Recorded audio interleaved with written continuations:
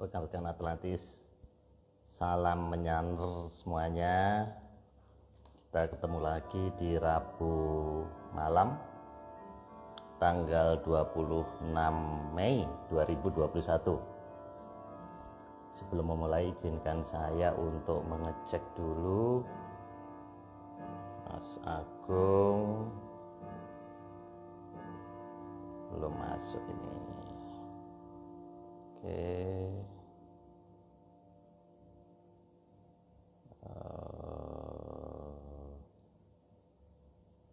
Wah, Mas Mahfud udah masuk nih.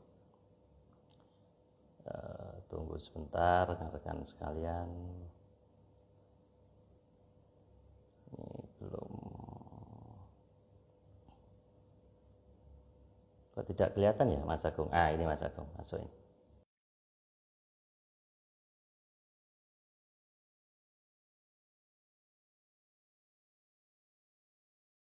Bintang tamu kita. Halo Pak, Halo Mas Agung. ya kok tumben susah. Ini tadi saya masuknya Ya, kok hitam aja nggak ada gambarnya gitu, lama agak banget. susah ini malam ini. Ya, Halo Atika, suara saya kedengeran? Halo, Mas Agung, suara saya kedengeran Mas ya? kedengeran jelas kalau saya. Di saya jelas, nggak tahu di Mbak Atika jelas apa enggak itu. Halo Pak, Atika, putus ya, Pak? halo, halo, putus. Mbak Atika yang putus-putus suaranya di sini. Jadi mereka mungkin Oh, dia mungkin menangkap suara kita putus-putus Pak. oke. Ini memang kelihatannya seperti muter ya ini ya. Ada, Ya, di tempat saya juga kelihatan muter-muter dia. oke. Suara Mas Agung tapi jelas banget. Oh iya, ya syukur Halo, kalau jelas. Iya, halo Pak. ya. Oke, Mas Agung sambil nunggu Atika, coba kamu keluar lagi nanti saya invite lagi. Oke, coba saya coba.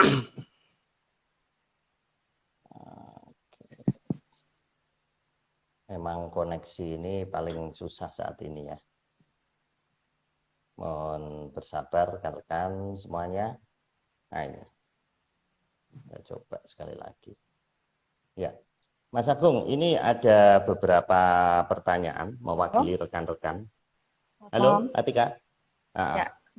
Sudah? Sampun. Oke, oke. Atika, Ya, sebelum kita memulai, saya mau tanya Mas Agung dulu. Jadi, di komen di Instagram maupun di YouTube ini ada Mas Pranowo Sapto, Mas Agung. Beliau ini mengadakan percobaan gravitasi pada 11 Mei 2021. Kemudian dia juga berkomentar banyak tentang Begawan Polosoro, kemudian pertapaan Sabto Argo dan sebagainya, Mas. Panjang sekali. Silakan rekan Menyaners dibaca di kolom Menyan. Nah, itu nanti saya minta Mas Agung untuk menanggapi. Namun Mas Agung, sebelum kita memulai, saya ingin eh, putar beberapa kejadian penting di minggu ini. Ini mohon maaf nih kalau belum pas. Nah, minggu ini kita melanjutkan Trisulawanda part 36 Wilwatikta. Ini kelihatannya yang terakhir ya Mas Agung ya untuk Iya, terakhir. serial Trisulawanda. Oke. Nah, Ya. sebelum memulai saya punya satu rekaman video. Jadi ini kebakaran di alun-alun utara Jogja ini. Nah, ada beberapa detik.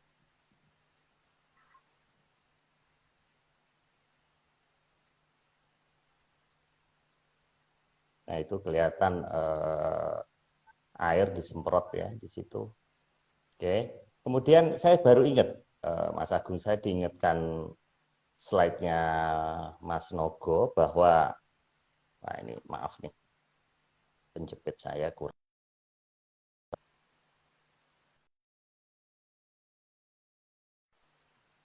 Itu pada seri yang ke-50 Mas Agung itu kita membahas Blue Gedoglo dan Daru Beksi ya, tanggal Iya. 28 April 2021. Nah, Ini apakah ada kaitannya atau memang apa namanya suatu kebetulan? Nah, kemudian yang terakhir banyak pertanyaan Mas Agung tentang kejadian di Situ Bondo. Ini saya play, ada satu, ini saya ambil video dari YouTube-nya Kompas. Serius dari langit di perairan sekitar pantai Bandungan, Kecamatan Jangkar, Situ Bondo, Jawa Timur yang dilakukan oleh warga setempat pada Kamis sore lalu. Dalam video ini, benda berbentuk panjang dan berwarna hitam ini meluncur dari langit dan menghujam ke laut. Petugas Kesyah Bandaran KSOP Panarukan bersama Kamla TNI AL, Pos Jangkar dan polisi setempat langsung menyisir lokasi yang diduga tempat jatuhnya benda misterius itu. Namun setelah penyisiran selama 2 jam, petugas tidak menemukan adanya benda aneh di sekitar perairan.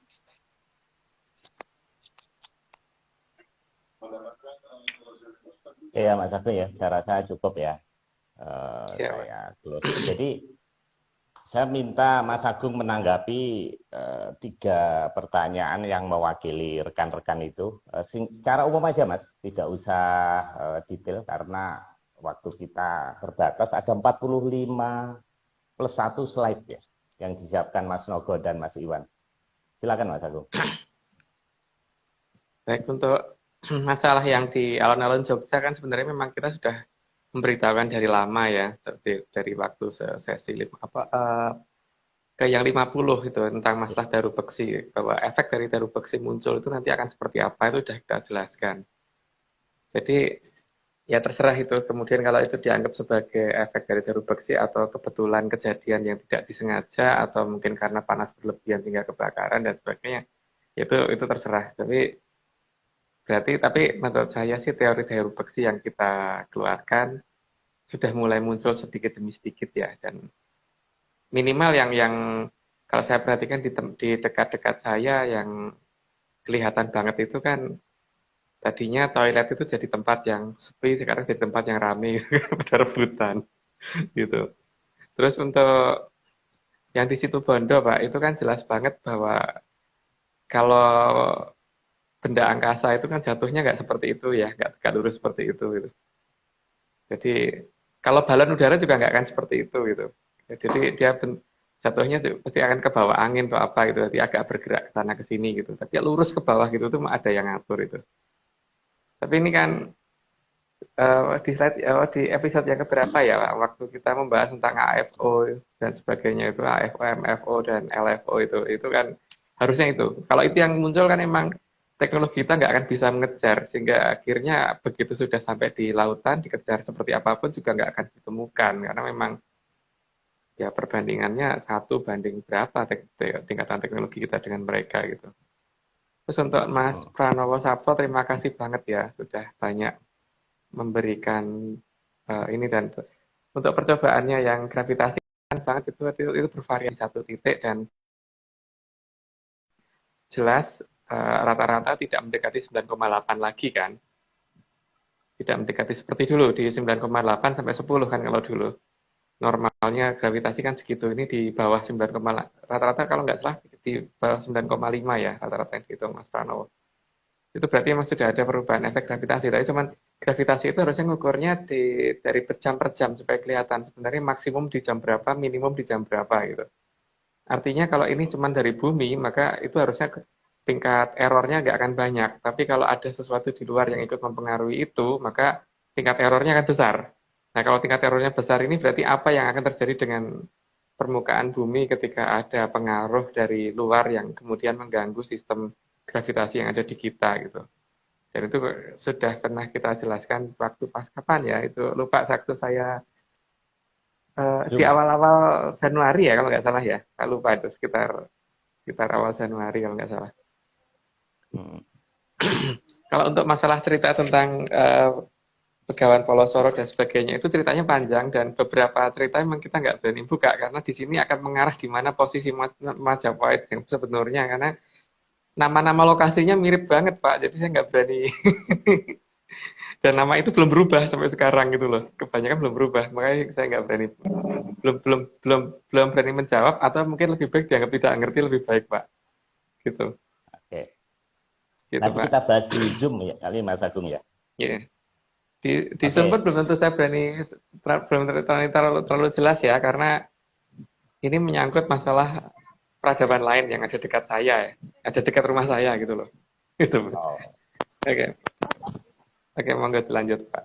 Oke, Atika, kita lanjutkan. Sebelumnya saya perkenalkan, jadi Atika ini asalnya dari Padang, Mas Agung. Jadi dari nasi Padang, kemudian ke Jogja nasi gudeg. Jadi gabungan Padang, gudeg. Kuliah di UGM, sekarang menetap di Jogja. Dia ini seorang barista. Nah, Atika tolong kalau ke Merapi, tolong mampir ke Menyanners kita, Mas, ini ya, Hari Jaran ya, Kopi Wisanggeni. Ya, Pak. Nah, kamu bisa belajar manual brew ya. Kalau kamu kan biasa pakai Ransilio kan, mesin kopimu. Nah, kamu bisa belajar. Oke, kita lanjut ya. Kita mulai dari slide pertama. Ini saya agak moga-moga pas. Nah, silakan Atika. Sebelumnya saya mohon maaf dulu kalau misalnya pengucapannya ada yang salah-salah karena lidah saya lidah Sumatera ya, Pak. Iya. Oke. Kita mulai slide pertama. Sudah ada dalam serat jangka bahwa Nuswantara Raya bakal mengkerut dadi sayuping payung. Dan payung yang dilambangkan adalah payung susun 3 yang menunjukkan asal dari Trisulawanda. Ya, sudah pernah kita jelaskan di yang 2 sesi berikutnya ya. Dua. Dari yang Lemurian sama yang ini Atlantis, bahwa memang itu, dan ini untuk Majapahit itu ada yang paling bawah. Dari 3 susun payung ini paling bawah. Kalau bisa menemukan lokasinya di daerah yang saya sebutkan yang lalu-lalu itu. Gitu. Oke, monggo dilanjut dulu, Mbak. Slide kedua, payung terbawah melambangkan keberadaan kerajaan Wilwatikta atau Mojopahit yang juga terlihat mirip dengan Medang Kamulyan. Ya, karena Majapahit itu paling mudah di antara 3 kerajaan besar tadi, maka dia ditaruh di paling bawah, sengaja menampakkan dirinya di paling bawah. Itu pun kalau kita sanggup melihatnya ya, dan ya, sanggup menemukan lokasinya dari jarak yang cukup dekat. Karena ini kalau di kurang dari lebih dari 50 meter dari lokasi nggak akan jelas terlihat. Tapi kalau 50 meter mendekat baru akan kelihatan cukup jelas. Kalau ngeh ya, tapi kan kebanyakan orang nggak nyadar kalau itu sebenarnya itu gitu loh. Lanjut dulu, Mbak. Slide ketiga, Wilwatikta adalah negara besar yang kebesarannya hampir menyamai Kahyangan, terutama Kahyangan Tenjo Maya atau Kaindran, tempat dari Sang Hyang Batara Indra. Ya, karena memang didirikan di dekat tempat dari Ngamartopuro, dan itu Indraprasta ya. Indraprasta itu kan dulu yang mendirikan Bathara Indra, dan kebetulan raja pertama Sang Joko Sesuruh itu kan juga titisan dari Sang Hyang Bathara Indra. Maka yang ditiru oleh kerajaan tersebut adalah kayangannya Sang Hyang Bathara Indra gitu. Maka mahkota yang digunakan oleh Sang Prabu Joko Sesuruh atau Prabu Brawijaya I itu mirip banget dengan bentuk dari kayangan dari Kaindran atau kayangan Tenjomoyo. Monggo dilanjut, Mbak. Slide keempat, maka Wilwatikta atau Mojopahit sering disebut sebagai tempat yang mengembari atau sejajar atau njajari. Maka juga sering disebut sebagai Panjajari dalam bahasa Sanskerta, pa berarti tempat. Ya, saya tidak ngomong Pajajaran ya di sini karena Panjajari. Kalau dalam bahasa Kawi dan Sanskerta seharusnya yang ada tuh Panjajari gitu, tempat yang sejajar dengan kayangan, artinya tempat yang betul-betul tempatnya Dewa Ngejawantah gitu, seperti tempat kayangan sana, bahkan tempatnya mirip bareng dengan kayangan. Jadi kayak kayangan yang ada di bumi gitu. Maka dikatakan tempat yang mengembari tempatnya kayangan, atau dikatakan Panjajari. Jadi bukan Pajajaran. Gitu. Oke, lanjut, Pak. Slide kelima, Wilwatikta adalah negara yang didirikan oleh Sang Mahaprabu Raden Wijaya atau Jaka Sesuruh atau Raden Tanduran yang mendapat bimbingan khusus dari Medang Kamulyan. Maka sering disebut juga sebagai tanah para dewa atau tanah para hyang. Ya, di sini Raden Wijaya itu sangat sadar bahwa posisinya pada saat beliau ada itu kan Medang Kamulyan sudah dalam posisi tidak gampang dilihat, sehingga yang paling gampang diperhatikan dari posisinya Medang Kamulyan adalah dari tempat kesuburan tanahnya kan. Makanya untuk menyamar supaya beliau tuh waktu memasuk ke Medang Kamulyan tidak ketahuan, itu rata-rata nyamar sebagai petani. Makanya kemudian dikenal sebagai Raden Tanduran atau Joko Sesuruh, karena merupakan utusan dari orang tuanya yang untuk berhubungan dengan kerajaan yang tidak gampang dilihat tersebut. Nah, kalau di Jawa kan dewa itu disebut yang, maka seharusnya kalau misalkan Mojopahit itu berada di suatu wilayah yang dikatakan sebagai tempatnya para dewa, jadi ya seharusnya dikatakan tempat para hyang. Tempatnya dia sebagai tempat para hyang atau tempat para dewa. Jadi kalau misalkan daerah itu tidak dikenal sebagai tempatnya para dewa, ya seharusnya itu bukan tempat dari Raden Wijaya berasal gitu, Mbak. Oke, monggo dilanjut, Pak. Slide ke-6, salah satu Mahaprabu yang terkenal adalah Sang Mahaprabu Hayam Wuruk, di mana Hayam adalah sebutan untuk ayam bagi masyarakat Jawa Barat. Ya, kalau orang Jawa bilangnya ayam, Mbak, bukan hayam. Hayam itu khas Jawa Barat. Jadi kalau orang Sunda itu ngomong ayam bukan ayam, tapi hayam. Hayam Wuruk gitu. Hayam jago dan sebagainya gitu ya. Jadi kan aneh kalau ada Sang Prabu Hayam Wuruk kok dia tidak dari Jawa Barat, itu aneh gitu. Monggo, Mbak, lanjut. Slide ke-7, Wilwatikta atau Mojopahit didirikan oleh Sang Mahaprabu Jaka Sesuruh sebagai titisan Sang Hyang Batara Indra. Diberi nama Mojopahit agar Mahaprabu yang terakhir nantinya waspada dan agar disiapkan tempat khusus yang nantinya dinamakan Atlantis Kanoman untuk sementara bagi masyarakat Mojopahit yang harus dipindahkan selama 500 tahun ketika Mingkup jadi Sayuping Payung. Ya. Sudah diperhitungkan bahwa besok Majapahit ada saatnya harus menutup diri. Dikatakan itu kan kerajaan Mahojaya yang pada akhirnya akan mengalami masa yang sangat pahit kan, sehingga itu sebenarnya peringatan untuk raja terakhir bahwa ada sesuatu yang akan terjadi terhadap negara besar ini. Maka harus disiapkan suatu tempat supaya besok ketika harus menutup karena jangkanya zaman seperti itu supaya tempat itu harus sudah ada gitu. Maka kemudian dipersiapkan secara bertahap mulai dari Brawijaya pertama sampai yang ke-8 itu mempersiapkan semua tempat tersebut gitu. Lanjut, Pak.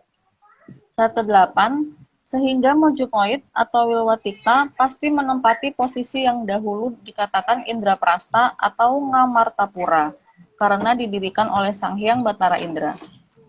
Ya. Ciri khas dari Ngamartapura kan selalu ditunjukkan bahwa dia ada di dulu hutan bekas hutan Kuru Janggala gitu kan. Hutan yang sangat aneh kan, dikatakan janggal. Tapi huruf A dalam bahasa Jawa itu kan kemudian akan bergeser menjadi O ya, Mbak ya, rata-rata kalau orang bilang. Maka misalkan seperti apa namanya ya, itu seakan banyak huruf A itu berubah menjadi O kalau di Jawa. Jadi kalau misalkan janggal itu akan disebut dengan nama jonggol gitu. Cuman karena pergeseran lokasi karena perubahan zaman setiap 500 tahun ini, maka nama jonggol itu bergeser lokasinya bergeser ke arah lebih ke selatan daripada yang aslinya dulu gitu. Jadi posisi Ngamartapura harusnya tidak jauh dari daerah yang namanya daerah yang aneh atau daerah yang janggal atau daerah yang jonggol tadi. Gitu, Mbak. Slide 9, maka wilayah posisi Wilwatikta saat ini pasti disebut sebagai daerah yang janggal. Kebiasaan orang Jawa menyebut A menjadi O, janggal kadang disebut jonggol. Namun jonggol yang dimaksud pasti sudah berubah posisinya karena perubahan alam dan zaman selama 500 tahun ini. Iya. Saya kecepatan jelasin ya tadi ya kayaknya. Terus slide-nya baru yang ini gitu. Iya. Ya kayaknya langsung bablas saja, Mbak, ke berikutnya. Slide 10. Sehingga jangan heran kalau penamaan desa dan kecamatan di timur dari Cibubur mayoritas menggunakan bahasa Jawa Kawi, bukan bahasa Sunda. Ya, kebanyakan seperti itu. Seperti ada nama Tanggulun, terus kemudian ada nama Balai Kambang, ada nama Ontojoyo, ada nama Buana Jaya, ada nama Songgobuwono. Ya, itu kan nama-nama yang ada di Jawa ya, di Jawa terutama di bahasa Kawi dan Sanskerta menggunakan nama-nama itu gitu. Dan saya nggak tahu apakah di Sunda itu masuk dalam kamus bahasa Sunda atau tidak. Tapi nama-nama itu kalau di pewayangan sering disebut sih, gitu. Ini Pak Marius kayaknya kecepatan satu slide Pak gambarnya, jadi ini slide-nya jangan dirubah. Oh gitu ya? Ya, ini baru slide ke-11. Masuk slide 11. Ya, gambarnya ini kalau slide 11. Oke. Slide 11. Salah satu Mahaprabu di Wilwatikta yang menjadi Brawijaya III adalah Sang Maharatu Kenya Wilwatikta. Sang Maharatu setelah menerima yoni dari Trisulawanda, kemudian melakukan talak berata sampai saat ini. Sehingga saat itu beliau digantikan oleh Sang Mahaprabu Hayam Wuruk, di mana sempat terjadi tragedi dengan putri dari Gunung Raung yang bernama Dyah Pitaloka yang asli dari Jawa Timur dengan keraton di lereng Gunung Raung. Iya, kita sedang mengadakan penelitian itu Mbak, keratonnya Dyah Pitaloka sudah kita temukan nggak jauh dari Gunung Raung sebenarnya. Jadi ini sebenarnya nggak tahu apakah ada sejarah yang kebalik atau gimana, tapi yang kita terima dari Menyan kan itu, bahwa Dyah Pitaloka itu orang Jawa Timur, dan justru Hayam Wuruk yang orang Jawa Barat, gitu ya. Jadi tragedi ini adalah tragedi yang menimpa oleh putri di sebelah timur, bukan putri dari Jawa Barat, gitu. Terus Sang Maharatu itu dikatakan Maharatu Kenya Mojopa itu artinya beliau belum menikah, Mbak. Jadi pada waktu itu dia masih sendiri dan dia hanya menjabat itu cuma sekitar 4 tahun ya, karena keburu mendapatkan itu dan kemudian melakukan talak broto sampai dengan hari ini. Karena dekat dengan Sang Hyang Toto Winanci, maka umurnya sangat panjang. Gitu Mbak, mau dilanjut. Slide 12. Dalam tradisi Jawa, yoni adalah lambang dari perempuan. Maka sangatlah pantas kalau salah satu yoni dari Trisulawanda dijaga oleh Maharatu dari Wilwatikta. Ya. Lambang yoni itu kan lambang perempuan, Mbak, bukan lambang laki-laki. Kalau laki-laki kan lambangnya lingga biasanya. Berarti memang yang berhak menjaga perempuan. Maka satu-satunya Mahaprabu yang Maharatu yang perempuan kan cuma satu di Mojopahit. Maka dia yang harus menjaga. Gitu Mbak, mau dilanjut. Slide 13. Karena menerima dan bertanggung jawab atas yoni dari Trisulawanda, maka Sang Maharatu memilih untuk mengundurkan diri dengan tujuan melakukan talak berata agar nantinya pusaka yang diterimanya tidak jatuh ke orang yang salah dan tidak disalahgunakan. Karena kesejatian dari Trisulawanda bisa menjadi kemakmuran bagi alam raya. Ya, ini kekuatan yang sangat besar yang diserahkan ke 3 negara tadi kan. Diserahkan ke Medang Kamulian, diserahkan ke Atlantis, sama diserahkan ke Wilwatikta. Jadi Wilwatikta sempat mendapat satu yang paling ujung paling kanan kan, sehingga itu mereka jaga, karena kalau tidak dijaga ini nyamber sana sini Mbak. Jadi memang harus dikendalikan, dan yang mengendalikan harus yang mampu, dan salah satu yang mampu adalah beliau ini yang dari Majapahit, adalah Maharatu ketiga. Mbak, lanjut Mbak. Slide ke-14. Sesuai petunjuk dari Sekar Puspita Rinonce, selalu akan ada 3 buah kantil putih, melambangkan yang akan menyertai datangnya Sang Mawar Merah yang mekar. Sehingga kekuasaan akan dikembalikan ke Sang Maharatu bersamaan dengan datangnya Sang Mawar Merah. Iya. Jadi kan, ini sekali lagi saya ingatkan ya bahwa yang dimaksud dengan lintang kukus atau bukan lintang kemukus sih yang harus saya ini kan. Itu adalah munculnya mawar merah, sesuatu yang mirip mawar merah di angkasa. Terserah orang akan menyebut itu apa, apakah itu akan disebut dengan supernova atau hipernova atau apa atau cahaya merah menyala atau apa, itu akan kelihatan selama 7 hari berturut-turut. Pada saat itulah kekuasaan akan dikembalikan ke 3 Maharatu tadi. Jadi dari Medang Kamulian akan dikembalikan ke Maharatu Simahawan, sementara yang di Atlantis Aker tetap akan dipegang sama Mas Angin-Angin, sementara yang di Mojopahit akan dikembalikan ke Brawijaya III. Mau dilanjut, Mbak. Slide 15. Setelah surutnya Sang Mahaprabu Brawijaya VIII, maka Wilwatika disembunyikan menjadi terlihat seolah-olah hanya saiuping payung.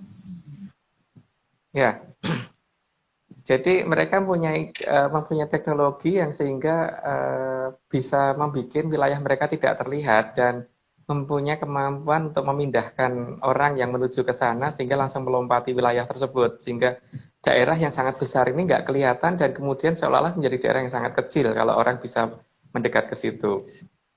Gitu, Mbak. Kalau kita namakan area 36 ya, waktu dulu pernah kita bahas itu. Mau dilanjut. Slide 16. Wilwatikta juga dilindungi oleh sinar keemasan dari Sang Hyang Wening yang juga sering mendatangi sanggar pamujan di Wilwatikta. Ini yang paling gampang terlihat seperti yang ini sebenarnya, tapi kan karena posisinya itu jauh dari perumahan sehingga sinar ini kadang-kadang tidak disadarin orang, dikirain itu dari rumah orang atau apa gitu. Ini yang paling kelihatan menyala, tapi menyala kalau misalkan kita waspada ya, tapi kadang-kadang juga nggak terlihat. Tapi biasanya kelihatan itu pada saat pas mendekati malam menjadi siang menjadi malam atau pagi menjelang matahari terbit itu sering kelihatan. Tapi kalau pas di malam beneran atau di siang beneran malah susah dilihat. Biasanya pas pergantian gelap ke terang atau terang ke gelap. Gitu, Mbak. Slide ke-17, sehingga pendaran sinar di area dekat dengan Wilwatikta akan sering terlihat aneh dan jelas berbeda dibandingkan dengan daerah lain. Ya. Jadi kalau memang waspada betul di lokasi tersebut, maka matahari itu akan kelihatannya, loh kan mataharinya di sebelah sana, kenapa ada cahaya sebelah sana gitu loh, Mbak. Kadang-kadang mungkin kalau kita nggak nyadar, pas pada saat matahari terbit kan ada di timur. Kalau kita ada di sebelah baratnya dari keraton tersebut, maka di arah itu juga akan ada seperti matahari terbit dari sana gitu. Tapi cuman sinar merahnya aja kemerahan, tapi itu bukan harusnya kan, karena matahari harusnya tidak dari sana munculnya gitu. Tapi ini kok ada sesuatu dari arah barat gitu. Tapi kebanyakan orang kan tidak ngeh dengan kondisi seperti ini. Mungkin dilanjut, Mbak. Slide ke-18. Bahkan jumlah sinar yang menjadi sunduk di dekat lokasi akan berjumlah 8. Hal ini untuk memberitahukan bahwa Brawijaya bukan hanya sampai 5, tapi ada 8. Dan jumlah sunduk tersebut akan berkurang jumlahnya jika di tempat lain. Jadi, penampakan 8 sunduk hanya akan terlihat dari lokasi yang paling dekat dengan Wilwatikta, yang disamarkan hanya menjadi saiuping payung. Ya, ini penulisannya bahasanya setengah bahasa Inggris, Mbak, jadi bacanya sandok. Oh, sandok, maaf Pak. Ya, sandok. Ya. Sandok. Ya, itu jumlahnya pasti 8. Jadi tidak akan kurang dari 8 dan tidak akan lebih dari 8, karena itu menunjukkan bahwa di sana ada 8 raja yang berkuasa kan. Brawijaya itu sampai 8, bukan sampai 5 gitu. Nah, kalau bisa paling gampang itu yang ini untuk mencari lokasi tersebut, karena kalau sandoknya masih cuma 1, 2, 3 dan tidak satu garis, nah itu berarti masih jauh dari lokasi. Tapi kalau sudah kelihatan seperti itu pasti sudah sangat dekat itu. Dan nanti kalau kelewatan nanti sandoknya akan ada di belakang kita. Wah, aneh aja itu. Oke, lanjut, Mbak. Slide ke-19. Sinar matahari kalau tertutup oleh bayangan pohon juga terlihat aneh, karena terkadang mirip 2 atau 3 matahari yang ada di balik pohon. Ya, jadi paling gampang kalau melihat bayangan kan, kalau mataharinya 1 kan bayangan pohonnya 1, Mbak. Tapi kadang-kadang ini di daerah mendekati seperti itu memang biasanya agak aneh seperti itu. Jadi ini pohonnya 1, tapi kok bayangannya kok nyimpang 2 gitu loh kadang-kadang. Kadang-kadang ya, karena kadang-kadang mereka begitu menyadari bahwa ini ketahuan, mereka langsung tutup supaya tidak sinar itu tidak muncul gitu. Gitu. Makasih, Mbak. Dilanjut. Slide ke-20. Untuk memberitahukan secara samar ke masyarakat, ada daerah bernama Mulia Sejati atau daerah yang benar-benar mulia yang ditutupi kelambu, maka dinamakan daerah Kuta Kelambu. Hal ini untuk menunjukkan tempat talak beratanya Sang Maharatu, dan tentu saja nama tersebut sudah tidak seperti dulu lokasinya karena pergantian zaman. maka lokasi dengan nama Kuta Kelambu sudah bergeser dari lokasi aslinya. Begitu juga nama Mulia Sejati juga sudah bergeser dari lokasi aslinya. Ya, namanya aja jelas Kuto Kelambu. Kelambu itu kan sesuatu untuk menutupi kan. Itu jelas kan bahwa ada wilayah yang ditutupi, ada suatu kota yang ditutupi gitu. Tapi nama ini sekarang sudah tidak di lokasi itu sayangnya gitu loh. Karena mungkin sekian abad ini kan orang nyebut sana, sana, sana, akhirnya bergeser pindah sana, sana, sana gitu aja. Seperti daerah yang aneh atau daerah yang jonggol. Tadi kan juga ada berubah lokasinya Mbak. Jadi tidak menempati pada lokasi yang dulu gitu loh. Tapi nama itu tetap masih terjaga sampai sekarang lah. Paling tidak masih ada nama jonggol, masih ada nama Mulia Sejati, masih ada nama Kota Kelambu gitu sampai dengan hari ini. Lalu dilanjut Mbak. Slide ke-21. Dan sebagai janji akan kembalinya Wilwatikta atau Mojopahit atau Keraton Panjajari yang dahulu, ketika Sang Mahaprabu Brawijaya Pamungkas mendapat petunjuk dari Maharatu Sima. Sima dalam bahasa Sangsekerta yang berarti macan, saat itu ditandai dengan diterimanya Aji Senggara Macan, maka besok akan datangnya Kuto Tandingan atau Kuto yang Jajari. Ya. Nama itu juga masih masih sampai dengan hari ini masih ada gitu. Cuman lokasinya tidak di situ. Tapi nama itu masih terpelihara. Walaupun luas lokasinya juga tidak sebesar dulu, terus kemudian sudah bergeser kira-kira 12-13 kilo dari tempat yang asli gitu. Tapi nama itu masih ada. Tapi ya bagi masyarakat yang menganggap itu yang asli itu hak mereka. Tapi kalau bagi kita, itu sudah geser sekian kilometer berdasarkan data sandok yang kita terima. Karena di sana tidak ada sandok jumlah 8. Yang 8 ada di daerah kita 12 kilometer dari sana. Monggo dilanjut, Mbak. Slide ke-22. Setelah tragedi Loro Blonyo yang menjadi penyebab utama dari penutupan dan penyamaran Wilwatikta, maka Loro Blonyo kemudian dijadikan perlambang di Jawa sebagai tanda untuk menunggu kemunculannya kembali. Ya, di sini kalau di Jawa kan Loro Blonyo digambarkan sebagai dua patung ya Mbak, dua patung perempuan dan laki-laki yang satu pasang gitu. Yang sebenarnya menceritakan suatu tragedi di masa itu, cuman saya tidak berhak untuk menceritakan tragedi apa itu ya.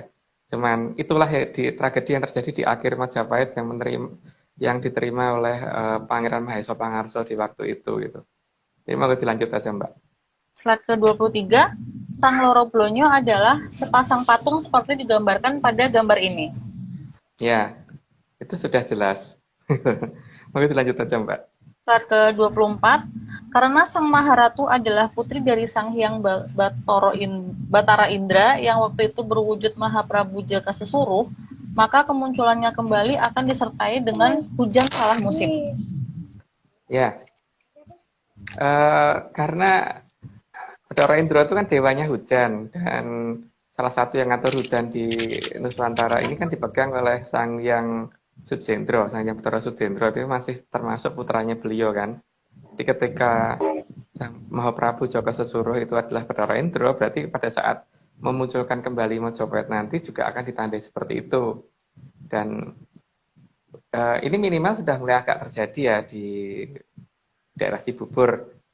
Cuman untungnya diparingi kesempatan dulu untuk melihat gerhana hari ini gitu. Jadi 2 hari ini karena untuk menghormati munculnya triwulan, seharusnya kan bulan itu akan muncul purnama 3 kali.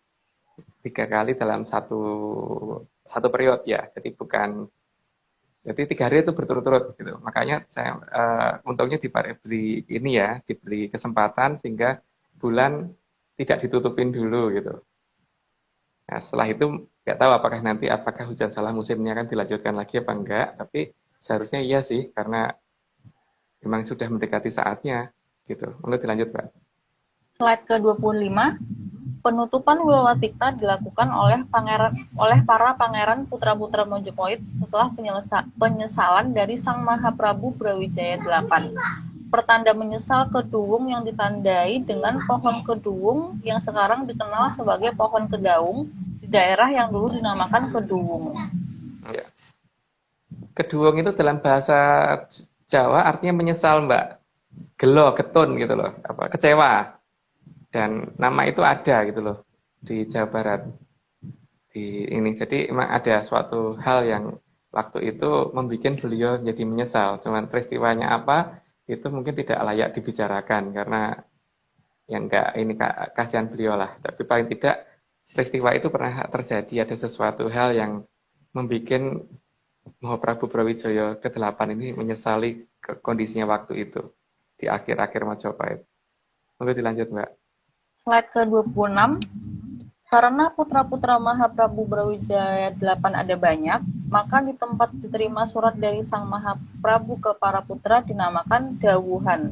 Dawuhan atau perintah dari Sang Bapa yang bagi para pangeran adalah perintah yang harus dan wajib diikuti, maka mereka kemudian mengutuk Wilwatikta dari mata kita. Ya, dawuh itu artinya perintah, Mbak. Dalam bahasa Jawa, dawuh itu artinya perintah. Dan di sini nama dawuhan kan harusnya ada di daerah Jawa Tengah, Jawa Timur, ya, tapi kebanyakan kok malah di daerah Jawa Barat gitu. Itu yang menunjukkan berarti Majapahit harusnya memang ada di daerah wilayah Jawa Barat gitu. Majapahit ya, saya tidak ngomong Majapahit, tidak gitu. Jadi di sini karena yang harus menerima surat itu banyak, maka beberapa nama dawuhan itu akhirnya ada di beberapa wilayah gitu loh. Karena itu surat diberikan kepada putra-putra supaya mau menerima kondisi yang sudah terjadi. Karena ya bagaimanapun juga jangka harus berjalan. Gitu. Monggo dilanjut, Pak. Slide ke-27. Agar masyarakat sadar akan adanya sesuatu yang hilang dan dibendung, maka Sang Hyang Pecukilan meminta agar pada saatnya wilayah tersebut dibuat bendungan Jatiluhur, sebagai penggambaran adanya sesuatu yang benar-benar luhur di masa lalu dan saat ini terbendung, tidak terlihat karena keluhuran yang sejati masih terbendung. Ya, jadi Sang Hyang Pecukilan itu kan Petro ya, jadi ganti-ganti nama, dan salah satunya itu Gotro Jali, terus kemudian Lengkung Kusumo dan sebagainya gitu.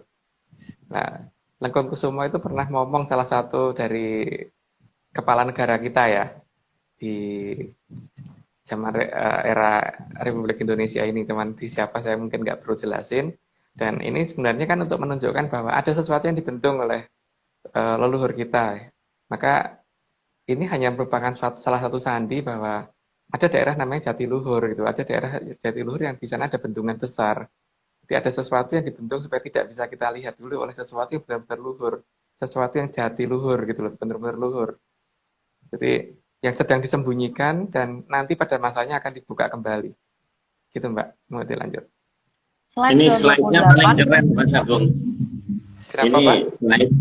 slide 45 slide yang paling keren nih slide ini. Soalnya mukanya dingin gitu. Mukanya Petro itu dingin. Ya, habis masuk lemari es mungkin, Pak. Dingin. Oke, silakan. Slide ke-28. Maka pakaian kebesaran dari Sang Mahaprabu Brawijaya yang tidak bisa tembus senjata dan bisa menghilang disembunyikan di daerah yang bernama Antajaya. Daerah tersebut dinamakan sesuai dengan nama pakaiannya. Ya. Nah, lucunya nama Antajaya juga tidak di Jawa Timur, Mbak. Justru ada di Jawa Barat. Dan ada di timur Cibubur.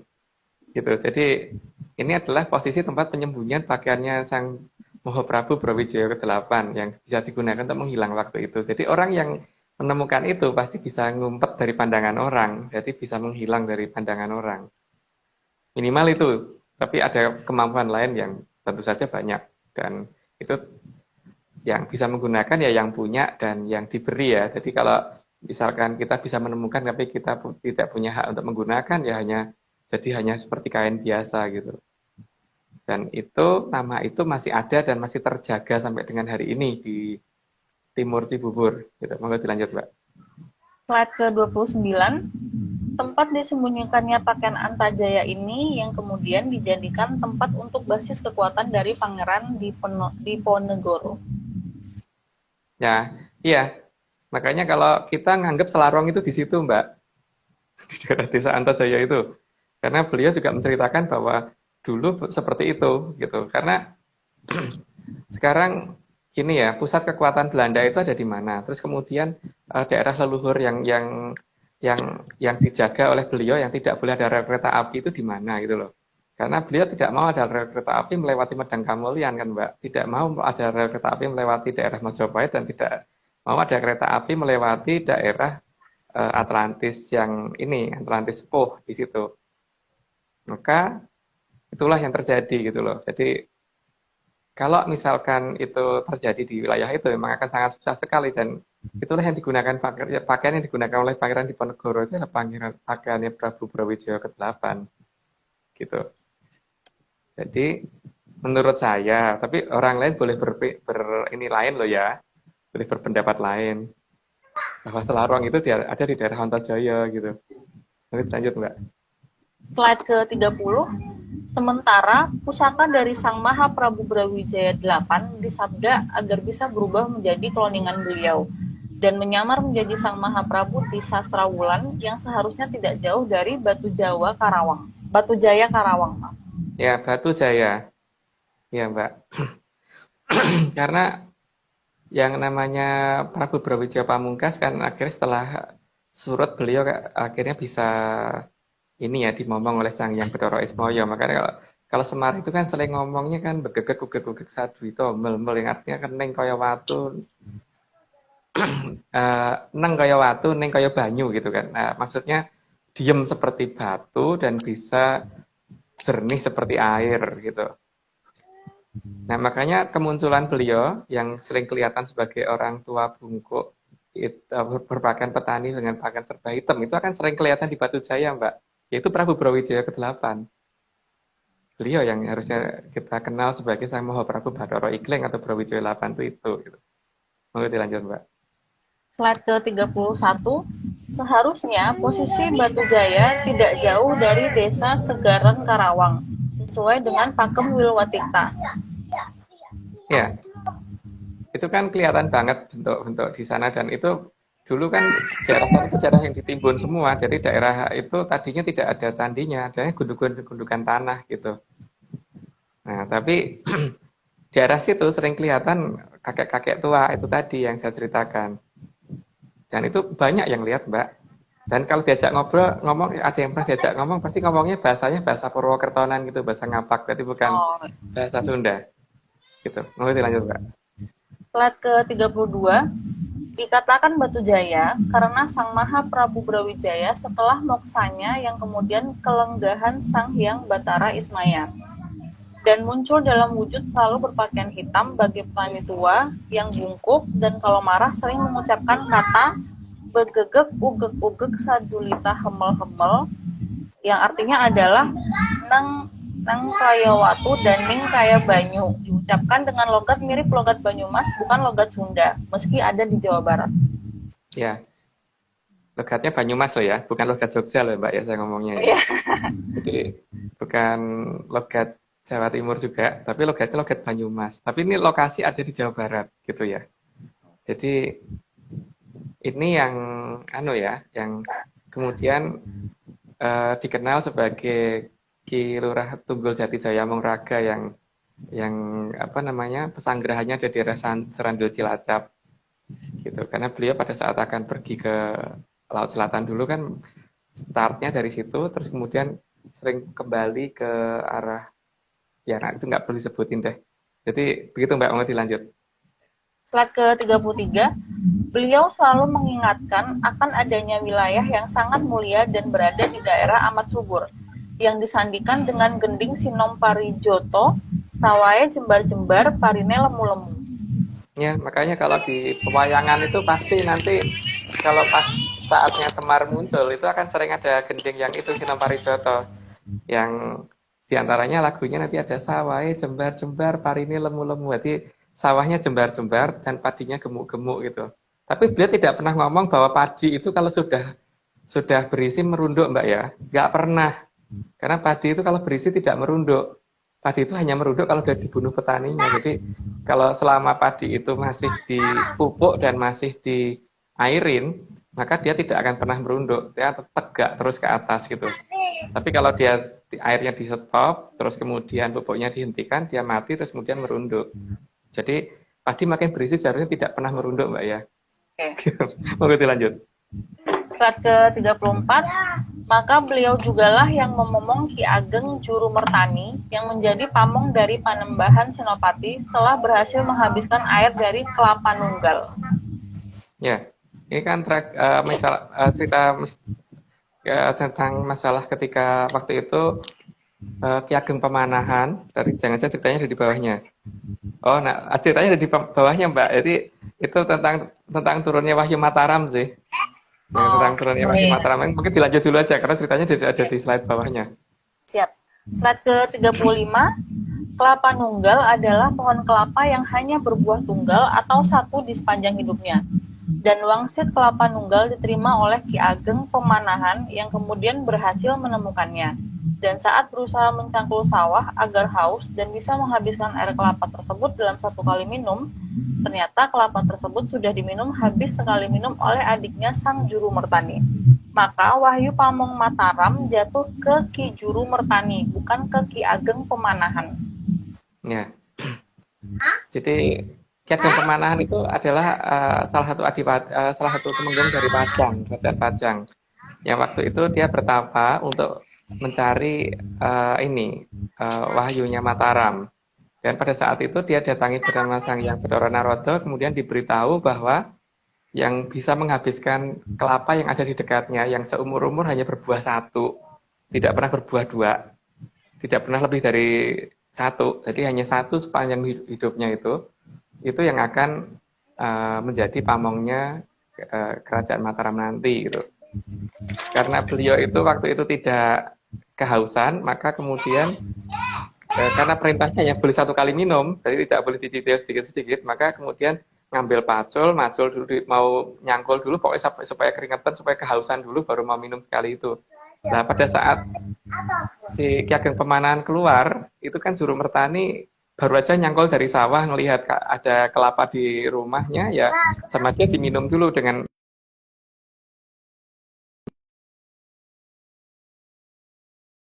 si Ki Ageng Pemanahan kaget karena ternyata sudah dihabiskan sama adiknya sendiri gitu. Maka sudah jadi kodratnya zaman bahwa Juru Mertani lah yang akan ini. Tapi di sini kan sebenarnya menunjukkan bahwa yang bisa menjadi pamong itu adalah yang dekat dengan kesuburan kan, yang dekat dengan wilayah yang mulia tadi gitu loh. Dan wilayah yang mulia itu yang akan dekat dengan orang-orang yang bertani. Gitu, makanya kenapa di zaman Majapahit kenapa itu Raden Tanduran, terus kenapa di Mataram pamongnya juga Juru Mertani gitu. Monggo dilanjut, Mbak. Jadi sekarang itu menunjukkan bahwa di sini bahwa Mataram tidak jauh dari Kelapa Nunggal ya.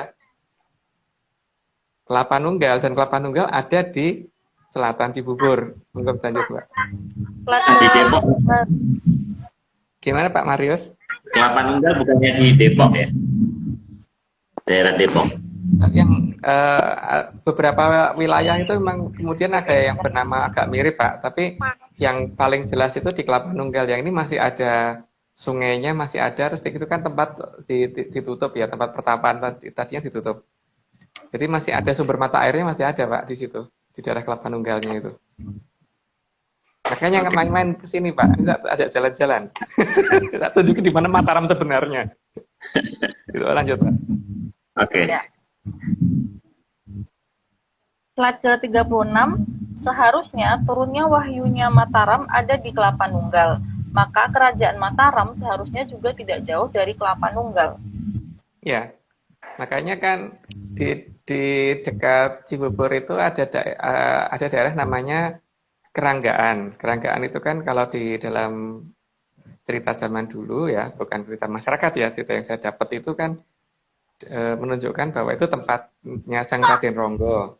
Maka di dekat Keranggaan ada daerah namanya Jatironggo, Jatirangga. Kenapa? Dalam Sanskerta maupun dalam bahasa Kawi itu sistem pembicaranya MD bukan DM, bukan seperti kita. Kalau kita ngomong Ronggo Jati, maka mereka ngomongnya Jatirangga gitu loh. Seperti kita ngomongnya Sabdo Palon, mereka ngomongnya Palon Sabdo.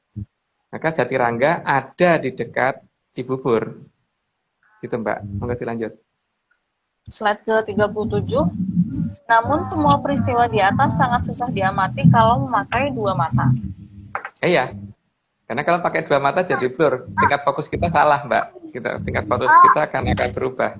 Maka sebaiknya kita mau mengamati apa-apa tuh ya, kalau pengen jeli ya dengan satu mata. Seperti misalkan kita masukin benang ke jarum kan juga kalau pakai dua mata bingung kan Mbak.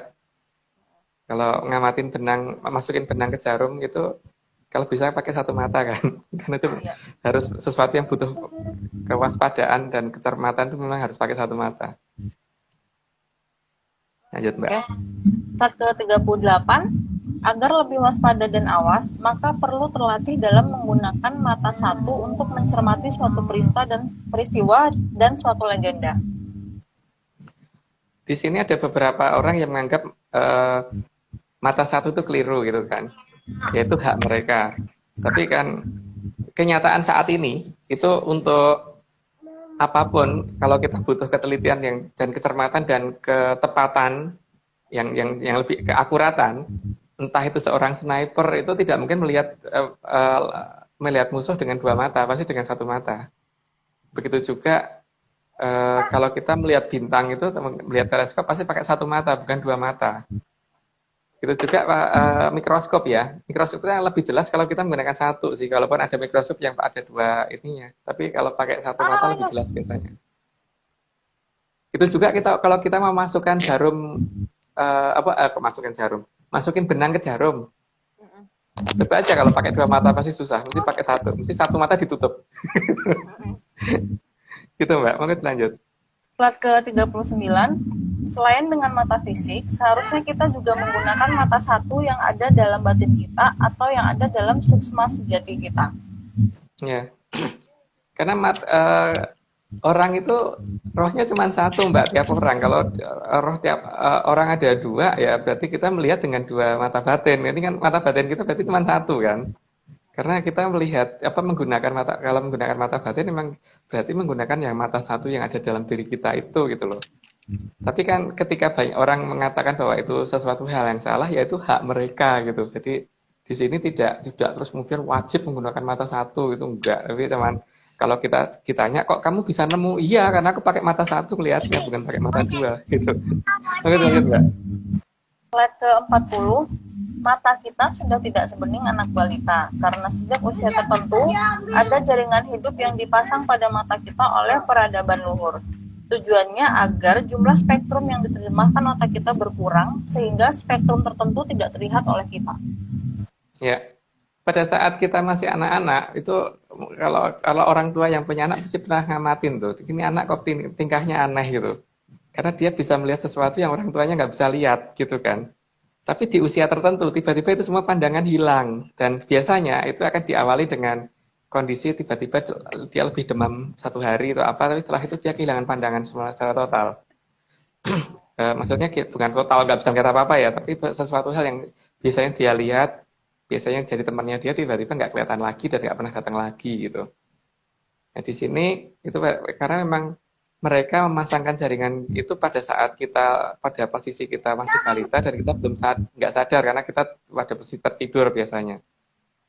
Sehingga jumlah spektrum warna yang kita terima itu yang didefinisikan sama otak kita jadi berkurang, sehingga ada sesuatu benda di depan kita itu belum tentu bisa kita lihat. Bukan berarti nggak ada, tapi karena otak kita tidak mendefinisikan itu ada gitu. Ya itu memang susah diterima nalar yang biasa, tapi ya itu monggo, kalau tidak dipercaya tidak apa-apa, tapi ya seperti itu yang terjadi. Maka kenapa anak kecil sebelum bisa cerita, sebelum bisa omong, itu cenderung apa-apa bisa dia lihat, tapi setelah dia bisa bicara dengan jelas, tiba-tiba dia kehilangan pandangan untuk hal-hal yang tidak wajar gitu. Itu Mbak, mau dilanjut. Slide ke-41, maka anak yang belum bisa bercerita akan bisa melihat lengkap indahnya dunia, tidak seperti kita. Iya, karena spektrum warna dia lebih lengkap, lebih jelas, lebih banyak, dan semua jenis makhluk bisa dia lihat gitu. Dan semua jenis makhluk yang bisa dia lihat itu tidak pernah nakut-nakutin itu seharusnya. Cuman ya dia nggak bisa cerita karena dia belum bisa menyusun bahasa ke kita kan. Tapi dia bisa menunjukkan dengan gerakan dia, dengan tindakan dia, itu bisa menunjukkan bahwa dia ada temannya gitu. Cuman kitanya yang nggak bisa lihat temannya siapa. Karena dia belum ditutup pandangannya. berbeda dengan kita. Sehingga jumlah warna yang dia lihat, jumlah apapun yang dia lihat pasti lebih lengkap daripada kita. Jadi kalau menurut saya sih terbalik kalau orang ngomong bahwa orang dewasa lebih lengkap pandangannya daripada orang anak-anak, itu enggak. Justru mereka lebih lengkap daripada kita. Gitu. Itu Mbak, mengerti lanjut. Slide ke-42. Jaringan hidup yang dipasang di mata kita pada posisi depan, maka kadang kita masih bisa melihat berbagai hal ganjil melalui ekor mata atau sudut luar mata, karena jaringan hidup hanya menutupi arah depan mata saja. Ya, makanya kadang-kadang kalau kita berada di, misalkan lintas kuburan gitu, kadang-kadang kelihatan kan Mas Liver gitu di samping kanan atau kiri gitu, tapi nggak di depan. Karena yang ditutupin arah depan, bukan arah samping. Nah, tapi masalahnya kan kadang-kadang terjadi kebocoran pandangan di arah samping. Jadi kelihatan seperti ada bayangan berkelebat yang sangat cepat gitu kan. Nah, makanya untuk teman-teman yang di lapangan kadang-kadang saya mintanya gitu. Jadi kalau misalkan tidak bisa melihat dari arah depan, ya berarti ngelihatnya dari agak-agak nyamping begitu. Beda dengan saya mungkin karena kalau saya mungkin itunya rusak ya. Softline alami yang mereka softline yang mereka pasang ke saya itu, jaringan hidup yang dipasang ke saya mungkin rusak sehingga saya masih bisa kelihatan, tapi untuk teman-teman mungkin enggak. Makanya saya selalu minta bahwa ini di lokasi ini kalau mau lihat coba dari samping. Jadi jangan lihat dari lurus ke depan. Gitu, Mbak. Maka gunakan salah satu matanya, jangan dua-duanya, karena kalau dari samping gimana? Kalau dia ada di kanan kita, masuk mata kiri kita mau ikut ngelihat, atau dia ada di kiri kita, masuk mata kanan kita mau ikut ngelihat. Jadi gunakan satu mata, jangan dua mata. Itu, Mbak. Slide ke-43, namun ada larutan yang hanya bisa diterapkan di satu mata yang oleh leluhur dinamakan minyak jayeng katon. Ya, itu leluhur juga sudah memberitahukan ada ramuan seperti itu. Tapi kan itu sekarang dirahasiakan ya, karena dengan ditutupnya 3 kerajaan tadi, maka kalau itu sampai diketahui masyarakat, maka 3 kerajaan tadi percuma dong menutup. Buat apa menutup kalau misalkan rahasia itu diungkap ke banyak orang. Jadi ini tidak minyak jayeng katon yang beredar di pasaran ya, yang beredar di online kan atau apa, bukan. Soal mereka ngeklaim seperti apa ya monggo saja, tapi saya tidak menyarankan itu ya. Jadi ini memang ya. Jadi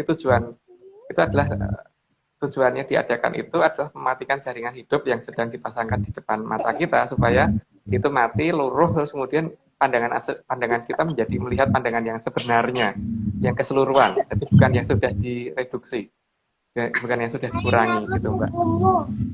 Kita mau kasih lanjut, Mbak.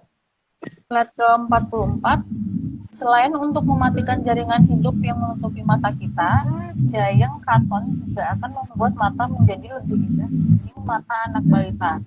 Dan untuk kejelasan penglihatan hanya bisa berfungsi ke salah satu mata saja.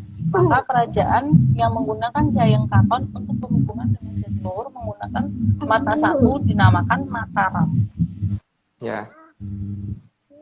Karena gini Mbak, kalau kita kedua-duanya, maka kan yang namanya uji coba itu kan bukan uji coba. Masalah gini, suatu larutan itu ketika digunakan di mata sebelah kiri, mungkin di mata sebelah kiri dia pas bisa digunakan dan bisa berfungsi baik. Tapi apakah itu akan berfungsi yang sama di mata sebelah kanan gitu kan? Tapi kalau ternyata kita cocoknya untuk mata sebelah kanan, apakah itu akan cocok di mata sebelah kiri gitu? Nah, karena kebanyakan dari masyarakat di Mataram yang waktu itu menggunakan itu ternyata hanya bisa cocok di sebelah mata, entah itu di kanan saja atau kiri saja, maka kemudian dibagukan bahwa itu untuk salah satu mata saja gitu, bukan untuk dua-duanya. Maka kemudian kerajaan dinamakan Mataram gitu. Lebih lanjut, Mbak.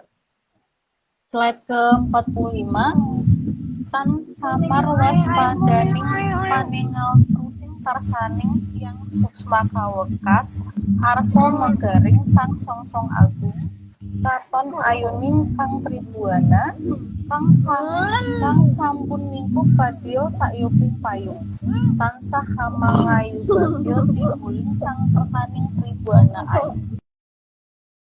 Itu sudah terlalu banyak istilahnya itu gending sekar kahendran yang mereka keluarkan ke kita untuk memberitahu, dan selama ini kita nggak ngerti gitu kan. Jadi gending sekar kahendran yang mereka keluarkan rata-rata bukan dari Indonesia, malah dari luar, dan itu rata-rata ada di beberapa lagu barat gitu kan. Dan itu kenapa? Karena Ki Lurah Sabdo Palon kan lagi ada di barat. Kita akan kita jelaskan besok ya di yang ke-55. Maka saat ini kita gentian membalas suatu cerita bahwa kita sudah mulai ngerti dan terima kasih sudah diberitahu gitu. Makanya kita mencoba membalas ini kata-kata yang sudah mereka keluarkan di Gending Sekar Kahendran, yang mereka keluarkan di beberapa lagu barat yang saat ini mungkin tidak akan dipahami orang gitu. Jadi ini kita membalas dengan bahasa yang biasa mereka gunakan di negara mereka, tapi ya sebenarnya karena ini yang nyusun saya dan beberapa teman di Jogja mungkin masih kurang sempurna, tapi ya ini yang kita bisa gitu. Soalnya tidak, ini kan juga mereka dengar, jadi ini pasti juga mereka juga mengamatin kita, maka kita mengeluarkan seperti ini untuk memberitahukan ke sana bahwa kita sudah mulai ngerti kok, kita sudah mulai paham, dan terima kasih karena ini selama ini sudah mau memberitahu kita secara bertahap gitu. Monggo dilanjut, Pak. Saya sudah sampai 45 aja, Pak. Iya. Ini cuma Mas. Ya, kriteria yang kemarin itu kan, Pak, ini cuma monggo teman-teman diartikan sendiri gitu loh, bahwa ini apa yang akan terjadi nanti ketika peristiwa Kumambangin Waktu Hitam tim Silem Perahu Gabus terjadi gitu. Dilanjut aja, Pak. Itu ada tulisan apa, Mas? Telu telas tangi itu, Mas. Yang metal itu. Oh ya. Ada 3 yang sudah akan habis masanya untuk lelakunya sudah mau habis, maka harus akan membangunkan banyak orang gitu nanti. Tapi dari tiga hal tadi. Dan 3 hal tadi kan sambil membawa satu pusaka yang namanya Trisulawondo itu kan, Pak. Makanya kita sudah bahas itu kan. Jadi makanya pembahasan Trisulawondo habis pada saat ini, dan mulai besok 55 kita mulai bahas Sabdo Palon dan Noyo Genggong dan seterusnya nanti ada deh gitu. Gitu Pak Marius. Oke, Atika, terima kasih. Saya izin remove kamu, Atika ya. Ya, siap. Terima kasih Pak. Maaf kalau banyak salah. Oke, makasih. Ya, salam buat anaknya ya. Siap. Oke.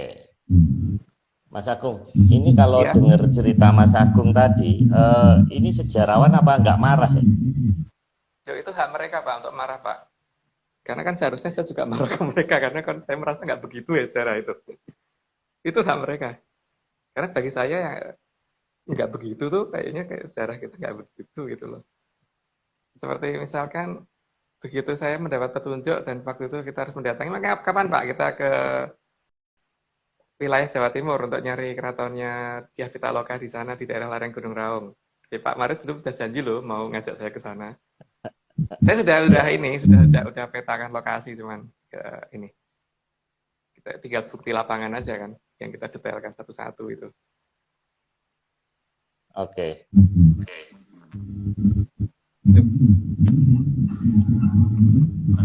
Ada 2 ya? Saya coba 2.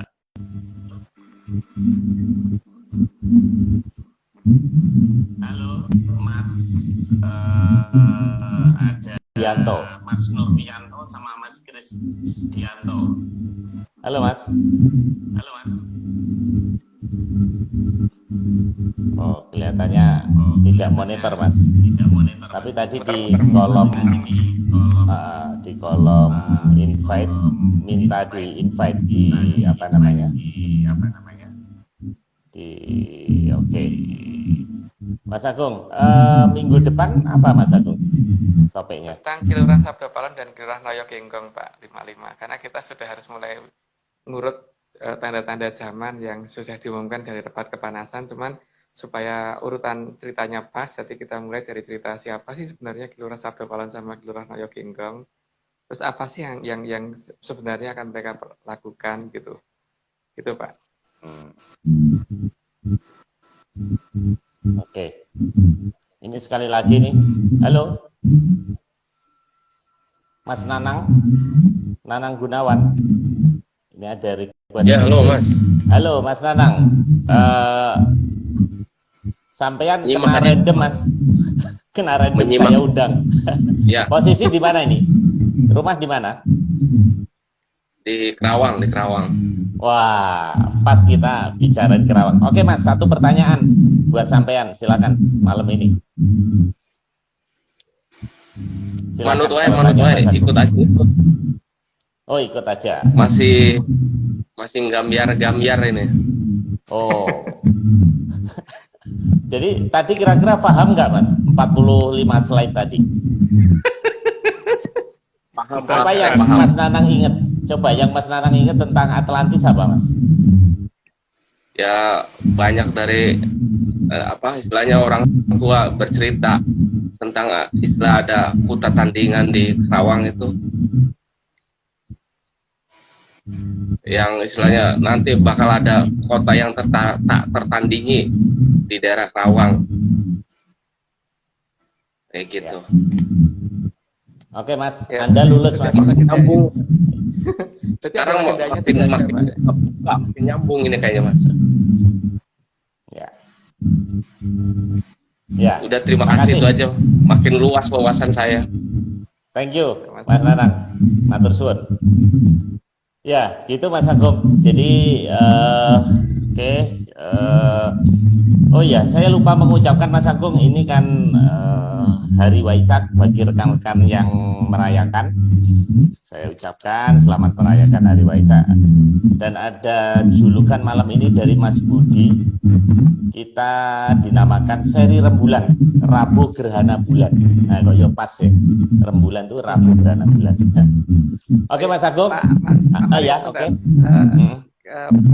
Pak Pranowo Sabto itu mungkin kalau mau lebih detail, karena kan tidak semuanya bisa kita bahas di sini maupun di Zoom. Mungkin bisa mendatangi Mas Nogo atau mungkin lewat chat DM Mas Nogo, mungkin akan dijelaskan lebih detail. Karena kalau di forum seperti ini mungkin kurang pas tepat waktunya Pak. Gitu. Oh ya, baik. Mas Pranowo Sabto, silakan direct message ke Mas Nogo Tapak Angin, silakan untuk mendiskusikan temuan sampean. Terima kasih. Dan juga saya ucapkan terima kasih ke Mas Rahadian yang telah menuliskan teks di kolom chat. Juga tentunya Mas Nogo dan Mas Iwan ya yang membuat ilustrasinya sangat menarik.